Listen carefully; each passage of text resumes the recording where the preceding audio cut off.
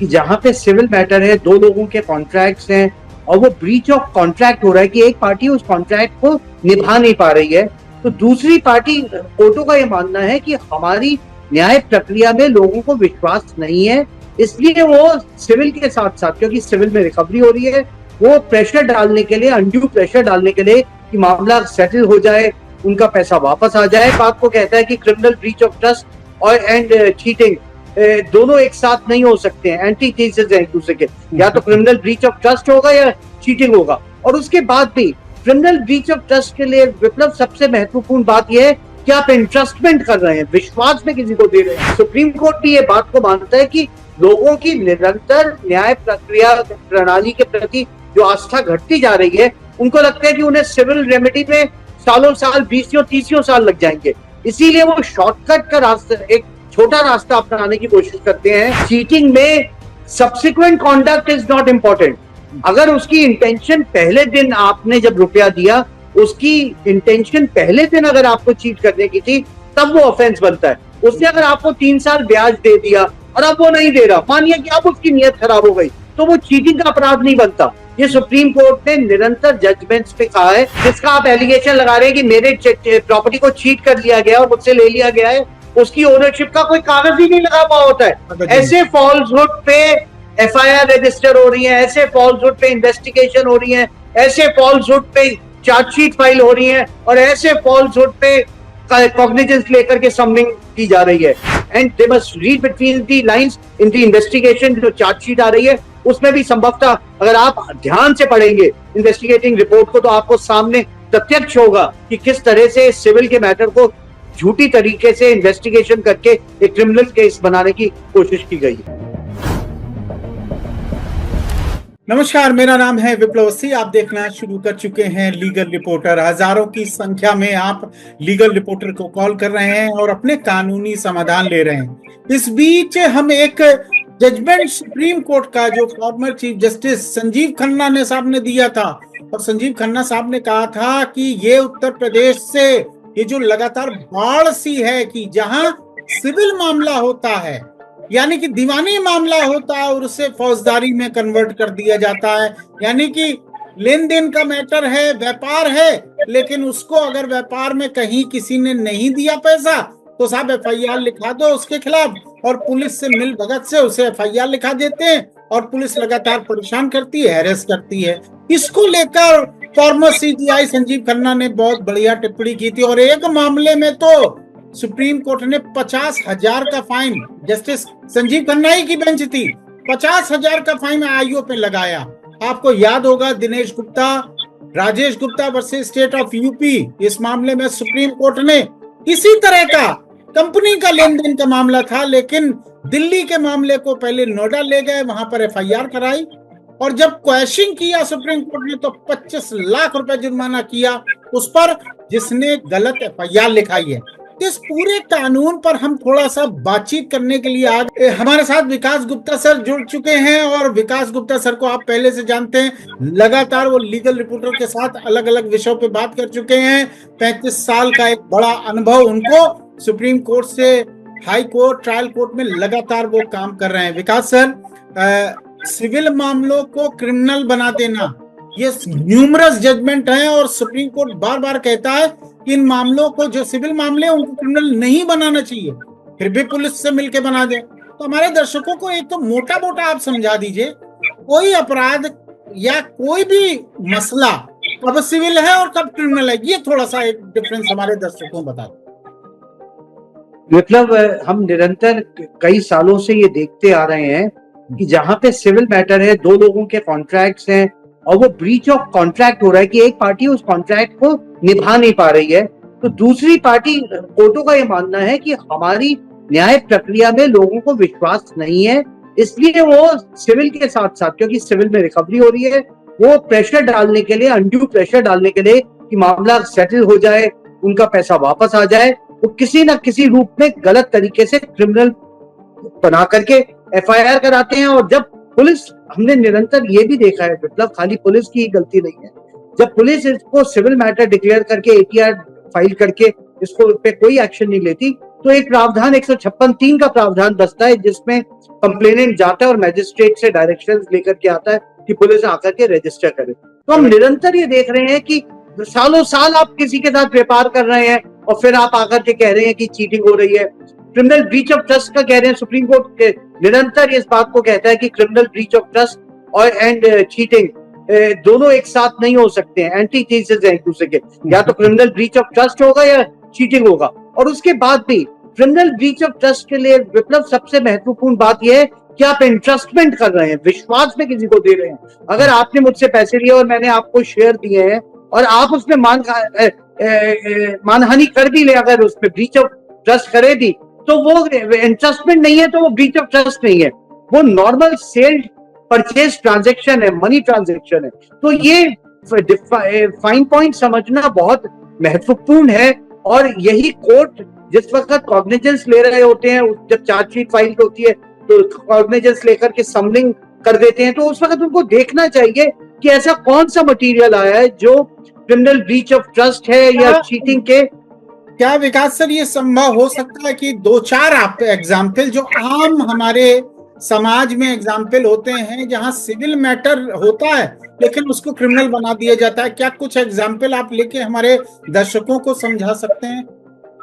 हाँ विप्लव, साधारण मैं आपको ये कहूं कि अगर आपने प्रॉपर्टी की किसी के साथ एग्रीमेंट टू सेल करा और आपने एग्रीमेंट टू सेल के तहत उसे कुछ पैसे दिए और वो अब आकर के आपकी रजिस्ट्री नहीं कराने आ रहा, तो आपके पास सूट फॉर स्पेसिफिक परफॉर्मेंस की रेमेडी है। लेकिन आप उसी का रूप देना चाहते हैं कि जी इसने मुझे डिसीव करके इनिशियल स्टेज पे डिसीव किया और इंटेंशन इसकी शुरुआती दौर से ही इसकी इंटेंशन खराब थी, और आप आकर के उसे एफआईआर रजिस्टर कर रहे हैं। उसका रीजन है विप्लव कि सुप्रीम कोर्ट भी ये बात को मानता है कि लोगों की निरंतर न्याय प्रक्रिया प्रणाली के प्रति जो आस्था घटती जा रही है, उनको लगता है कि उन्हें सिविल रेमेडी में सालों साल 20-30 साल लग जाएंगे। इसीलिए वो शॉर्टकट का रास्ता, एक छोटा रास्ता अपनाने की कोशिश करते हैं और गलत मीन्स से एफआईआर को रजिस्टर कराने की कोशिश करते हैं और इन्वेस्टिगेशन को प्रभावित करते हैं। कहीं ना कहीं इन्वेस्टिगेशन, जहां तक मैंने देखा है, कॉग्निजेबल ऑफेंस है या कोई ऐसा मैटर है जहां आप गंभीर प्रवृत्ति का अपराध है, जैसे हत्या है, बलात्कार है या इस तरह के सैकड़ों अपराध हैं, वहां तो ठीक है, आपने गए और आपने एफआईआर लिखा दी। लेकिन जहां मनी ट्रांजिशन है, जहां मैंने किसी को उधार पैसा दिया, अब साहब उसको उधार मुझे वापस करना था, उस दिन तो बड़ा भैया और भाभी और बड़ा राम राम, लेकिन बाद में उसने देने से मना कर दिया। अब जब मना कर दिया तो या तो हम सिविल रेमेडी में जाएंगे या फिर हम क्या करते हैं कि प्रेशर बनाने के लिए पुलिस में एफआईआर दर्ज करा देते हैं। आपका सबमिशन ये है कि जो सुप्रीम कोर्ट भी कहना चाहता है कि हर मामले में जो सिविल का मामला है वहां पे एफआईआर नहीं दर्ज है, लेकिन अब सवाल आपके लिए विकास सर इम्पोर्टेंट है। वो दर्शक भी जानना चाहते हैं कि साहब हमने तो पैसा दे दिया था, पूरी ईमानदारी से दिया था और लिखा पढ़ी में दे दिया, अब साहब वो मुकर गए और कह रहे हैं जो जाओ, जो कर सकते हो वो कर लो। सर मतलब ये इम्पोर्टेंट बात यही है कि ये एक सिविल कॉन्ट्रैक्ट है। आप समझिए कि आपने किसी को रुपया दिया, आपको निरंतर उस रुपए पे ब्याज आता रहा और अब किसी भी परिस्थिति के अंतर्गत कि उसका बिजनेस खराब हो गया है या अब वो देखिए, अब आप समझिए कि चीटिंग में subsequent conduct is not important.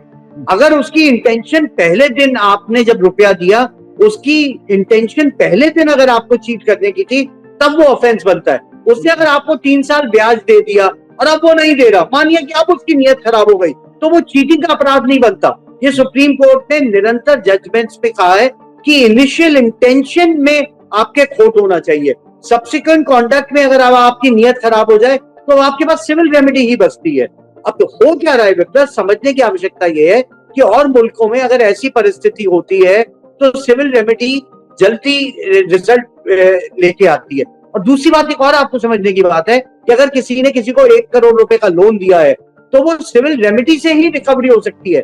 Criminal में अगर आपने चीटिंग की एफआईआर अगर आप कराते भी हैं किसी भी माध्यम से, तो वो एक प्यूनिटिव एक्शन है, वो उसे जेल भेज सकता है लेकिन आपके 1 करोड़ वापस नहीं करा सकता। तो ये समझने की बात है, जो निरंतर स्तर न्याय प्रणाली जो एक बहुत लंबा सफर सिविल लॉ में तय करना पड़ता है, उस वजह से लोग टेम्प्ट हो जाते हैं कि वो किसी ना किसी अवैध रूप से, प्रलोभन से या किसी और माध्यम से एफआईआर कराने में सक्षम हो पाते हैं और सामने वाली पार्टी पे एक दबाव बनाने की कोशिश करते हैं कि उस दबाव में आप उनका पैसा वापस कर दें और सेटलमेंट कर दें। और एक महत्वपूर्ण बात ये और विप्लव में इसमें ऐड करना चाहता था कि सुप्रीम कोर्ट निरंतर कह रहा है कि अगर ऐसी एफआईआर होती है और बेल के लिए अक्यूज सामने आता है तो आप रिकवरी कोर्ट मत बनिए कि आप पैसा जमा कराइए और एफआईआर लीजिए। सुप्रीम कोर्ट ने रमेश चंद्र वाली जजमेंट पे और निरंतर जजमेंट्स में कहा है कि अगर बेल बनती है तो आप लीजिए, आप रिकवरी कोर्ट ना बनिए।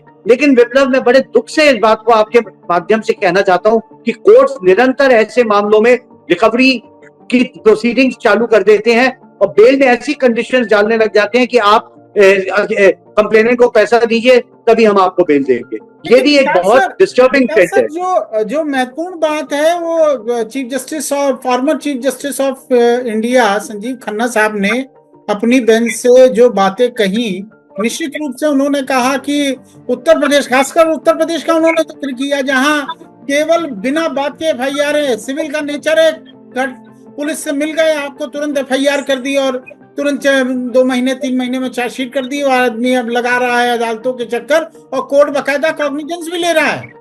वो नीचे की कोर्ट ये भी नहीं देख रहा है कि ये सिविल का मैटर था, आपको जबरदस्ती आपने क्रिमिनल बना दिया। लेकिन अब क्या संजीव खन्ना साहब, बड़ी इंपॉर्टेंट बात है कि इस हकीकत से नहीं परिचित हैं कि नीचे की अदालतों में, सिविल कोर्ट्स में एक लंबा समय लगता है। स्पेसिफिक परफॉर्मेंस का आप सूट डालने गए और उसमें आप जानते हैं सिविल की एक रिमेडी एक लंबी रिमेडी है। तो जो आम आदमी की अपेक्षाएं या आकांक्षाएं हैं वो कहाँ सही और गलत?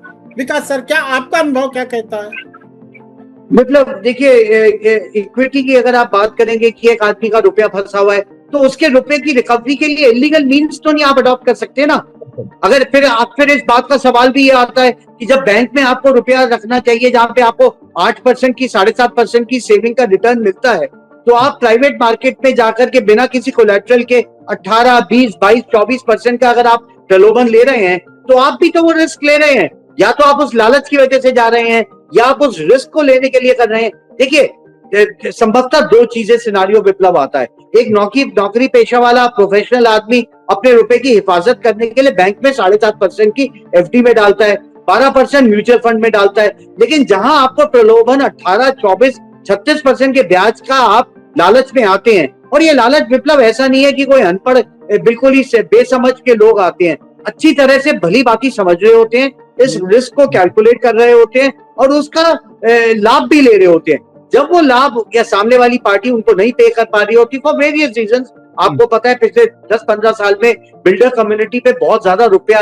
ब्याज पे आया, लेकिन वो ब्याज पठानी ब्याज भी था, वो 18%, 24%, 36% पे था and it was bound to default. आप ये जितने ज्यादातर केसेस देखेंगे विप्लव, जो ब्रीच ऑफ कॉन्ट्रैक्ट के, चीटिंग के यूपी से और कई स्टेट से, मध्य प्रदेश से, उत्तर प्रदेश से, हिमाचल से जो उठ करके आए हैं, वो अधिकांश रूप में उनमें बहुत सारा बिल्डर्स भी रहे हैं। तो हमें भी समझने की बात यह है कि हम किसको प्रोटेक्ट करना चाह रहे हैं। क्या एक नीचे के तबके के इंसान को प्रोटेक्शन मिल रही है? नहीं, उसको नहीं मिल रही। मिडिल क्लास और अपर मिडिल क्लास को मिल रही है, जो संभवतः अपने पैसे की रिकवरी करने के लिए स्टेट के इंस्ट्रूमेंट को बेवजह इलीगल रूप में इस्तेमाल कर रहे हैं। आपको ये समझने की आवश्यकता है कि the instrument of the state is utilised by these people. वो अपर मिडिल क्लास के लोग हैं जो संभवतः इन्वेस्टिगेशन को प्रभावित भी कर रहे हैं और इंस्ट्रूमेंट, स्टेट के इंस्ट्रूमेंट का दुरुपयोग भी कर रहे हैं। वेरी फाइन विकास सर, अब हम लास्ट की तरफ अगर बढ़ते हैं तो मेरा प्रमुख आपसे, चूंकि आप सुप्रीम कोर्ट में लगातार प्रैक्टिस कर रहे हैं, इस तरह के मामलों में जहां झूठी एफआईआर हो जाती है, आपके पास आता है और आप देखते हैं कि प्राइमा फेसाई ये केस तो कंप्लीट सिविल का है, लेन देन का मामला था, व्यापार का मामला था, पता नहीं क्यों क्रिमिनल बना दिया गया।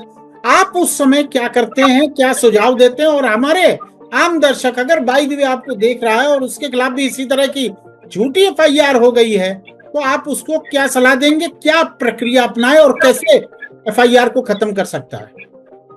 विप्लव, एफआईआर को खत्म करने का तो क्वेश्चन का साधन है, जो हमने निरंतर कई बार बताया है बड़े दुखद की बात है कि फॉल्सहुड पे एफआईआर रजिस्टर होती है, और मान लिया कि आप किसी पे कह रहे हैं कि जी फलाने ने आपको डिसीव करके आपकी प्रॉपर्टी ले ली, और ये कॉन्ट्रैक्ट था हमारा, जो हमारे को जिस तरह से प्रॉपर्टी हमारे पास आई थी, और आप आश्चर्य करेंगे विप्लव, वो चार्जशीट फाइल होती है और उसमें उस डॉक्यूमेंट है ही नहीं जो जिसका आप एलिगेशन लगा रहे हैं कि मेरे प्रॉपर्टी को चीट कर लिया गया और मुझसे ले लिया गया है, उसकी ओनरशिप का कोई कागज ही नहीं लगा हुआ होता है। ऐसे फॉल्सहुड पे एफआईआर रजिस्टर हो रही है, ऐसे फॉल्सहुड पे इन्वेस्टिगेशन हो रही है, ऐसे फॉल्सहुड पे चार्जशीट फाइल हो रही है, और ऐसे फॉल्सहुड पे कॉग्निजेंस लेकर के समनिंग की जा रही है।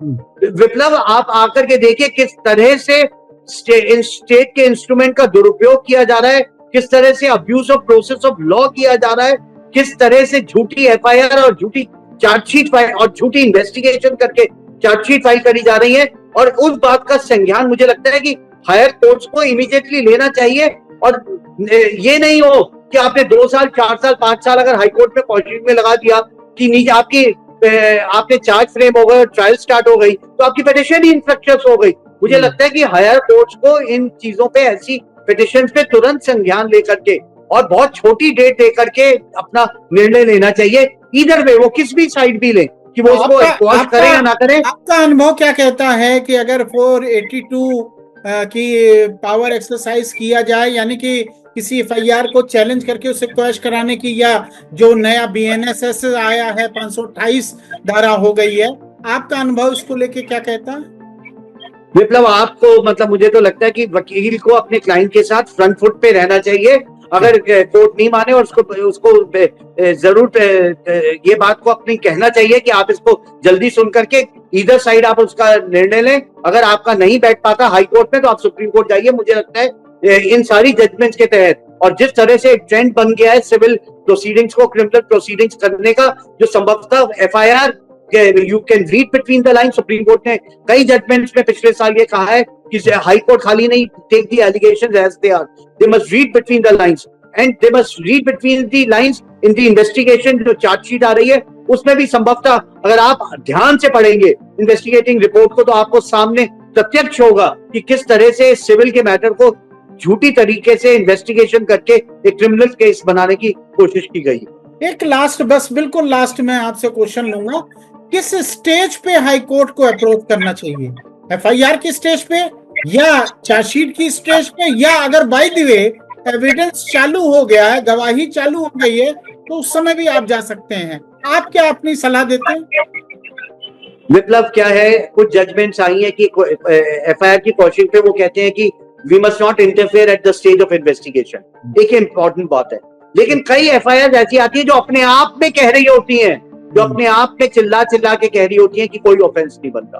तो ऐसे वाले में आपको एफआईआर में आना चाहिए क्वेश्चन के लिए। उसके बाद संभवतः अगर चार्जशीट फाइल हो गई है, और चार्जशीट में जो एफआईआर के एलिगेशंस एफआईआर की स्टेज तक ही हैं, जब चार्जशीट आ गई तो एफआईआर खत्म हो गई, क्योंकि एफआईआर तो एक फर्स्ट इन्फॉर्मेशन रिपोर्ट है, उससे ज्यादा कुछ नहीं है। अब आपको एफआईआर के एलिगेशंस ही देखने हैं। आपको ये देखना है कि उन एलिगेशंस पे कौन सा ऐसा मटेरियल कलेक्ट किया गया है जो आपके खिलाफ जा रहा है।